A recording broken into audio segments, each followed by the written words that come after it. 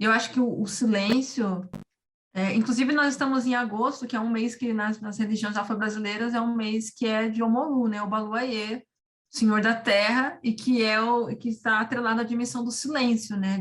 Que agosto é um mês em que nós devemos aprender com o silêncio, né? Porque o silêncio não é como se não houvesse sentido, né? O silêncio também é uma maneira o silêncio também comunica algo, né?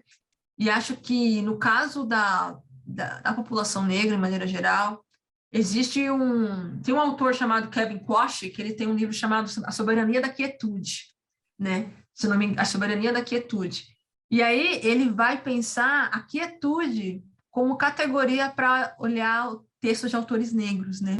E ele vai dizer como que o enquadramento das práticas culturais negras apenas na chave da resistência impossibilita que nós percebamos a dimensão da quietude, de uma vida que, em certa medida, é insondável, né? Em que há dimensões incapturáveis, dimensões inapreensíveis, dimensões do outro que a gente nunca vai captar por completo. Mas em função de um processo histórico calcado no racismo científico, né, que buscava, né, medir, calcular, determinar, né, o grau de humanidade, ou na verdade de inferioridade ou de animalidade das pessoas negras, criou-se historicamente uma certa, sei lá, consciência, né, ou ideia de que é possível definir exatamente quem são essas pessoas, né? Como se a sensação que eu tenho é que parece que a vida das pessoas negras é muito legível, né?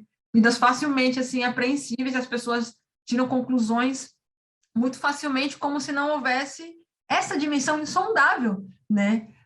Do sujeito, né? Aquilo que eles não escolhem, aquilo que eles escolhem não falar, aquilo que eles escolhem não dizer, né? Mas existe um anseio de dissecar, né? De dissecar, de entender, de mergulhar, e aí trazendo à tona elementos que muitas vezes está só contribuindo para a desumanização. No caso do Lima Barreto, por exemplo, existe uma foto dele, né? Duas fotos dele no hospício, né? Aquela foto que é meio de um sujeito sendo fichado, né?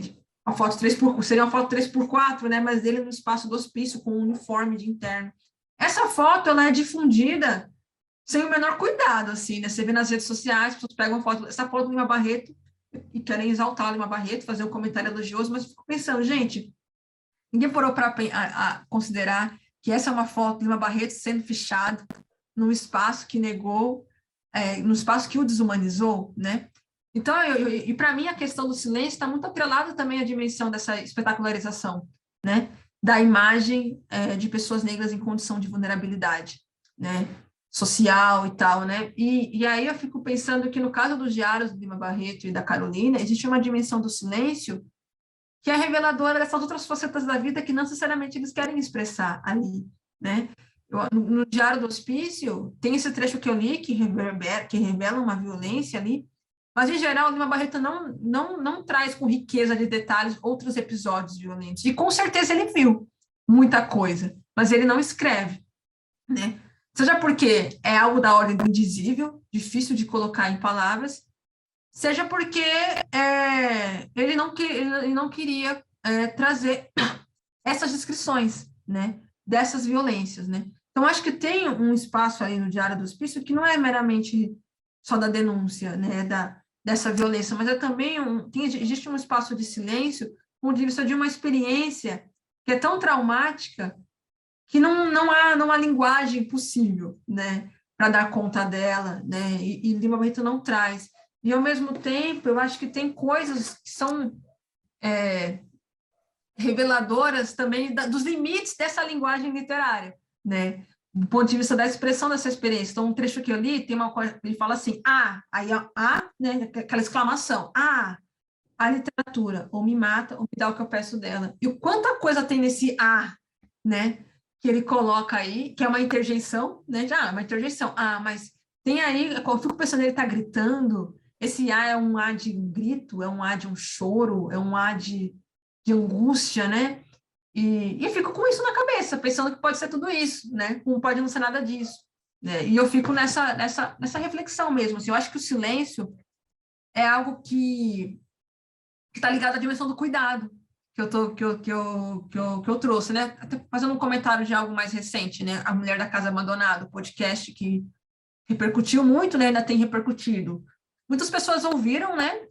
Esse podcast, essa série narrativa, né? E é interessante considerar que podcast geralmente a gente escuta fazendo outras coisas, né? E ali você tem uma narrativa que está trazendo a denúncia de uma violência contra uma mulher negra, que as pessoas provavelmente ouviram fazendo outras coisas, né? Não tem nenhum problema nisso, mas que já ali tem implicações na maneira como a gente vai se engajar com essa história, né?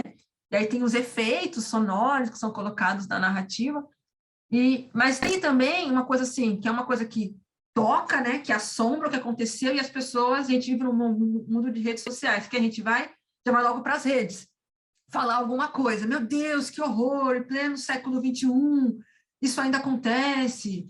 Ah, é Margarida Bonetti isso, ah, é falando de tal isso. Eu acho que quando às vezes a gente pode, diante dessas violências, ficar um pouco em silêncio e pensar sobre isso. E acho que essa foi uma coisa que me angustiou, de ver muitas pessoas ali falando do que o podcast trazia, né? Mas parecia assim, do tipo, para mostrar que era antirracista, mostrar assim que é antirracista, como condena aquela violência, meu Deus, que horror que isso aconteceu, essa mulher tem que pagar pelo que ela fez, mas que ao mesmo tempo havia um desaparecimento, em certo sentido, da vítima, né, em questão, porque na verdade parecia simplesmente ser um pretexto para você afirmar o quanto isso é um horror.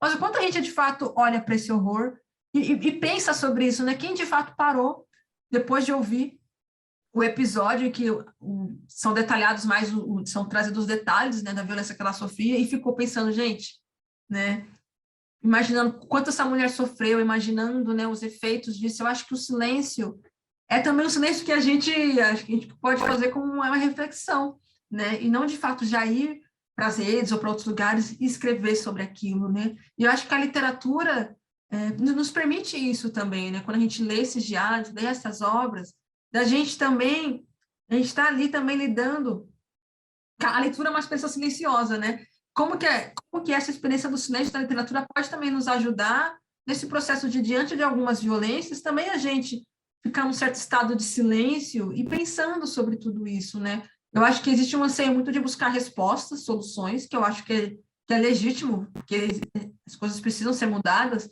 mas às vezes eu acho que o que há de mais importante também é a gente sentar em silêncio com essas questões e refletir mais sobre elas e o quanto nós estamos implicados com isso tudo, né? Acho que essa é uma outra questão, né? Quando a gente pensa nessas discussões sobre racismo, parece que é uma discussão que se limita às pessoas negras, mas a Toni Morrison, por exemplo, ela dizia, isso aí é um problema dos brancos, se entendam com isso, porque assim, se você precisa que alguém esteja de joelhos para você se sentir, para você ficar em pé, então você tem um problema muito sério, né? E tem uma entrevista que ela diz: você continua sendo bom, você continua sendo inteligente, você continua sendo atraente sem o racismo. E acho que essa é uma reflexão que faltou, por exemplo, nessa coisa toda do podcast, né? Quantas pessoas também não se implicaram, enquanto sujeitos cuja construção subjetiva passa também pela integridade de seus corpos. O que aconteceu com a trabalhadora doméstica, com a mulher que foi escravizada, jamais vai acontecer nos mesmos termos, ou dificilmente, né, com uma pessoa branca.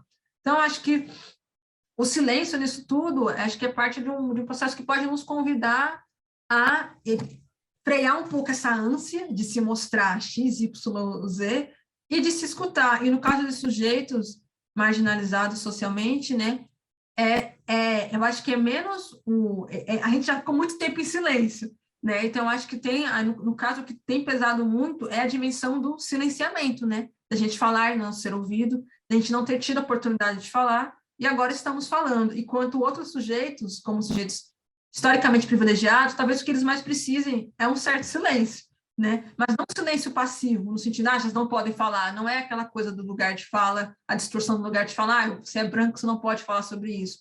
Mas eu acho que talvez incorporar esse silêncio com uma dimensão reflexiva e cuidadosa de reconhecer essa violência e as suas implicações nela para, depois disso, né, poder se posicionar, digamos, de maneira mais ética e tal, sem ser um rompante de mostrar que eu sou isso, que eu sou aquilo, olha como eu sou antirracista, né?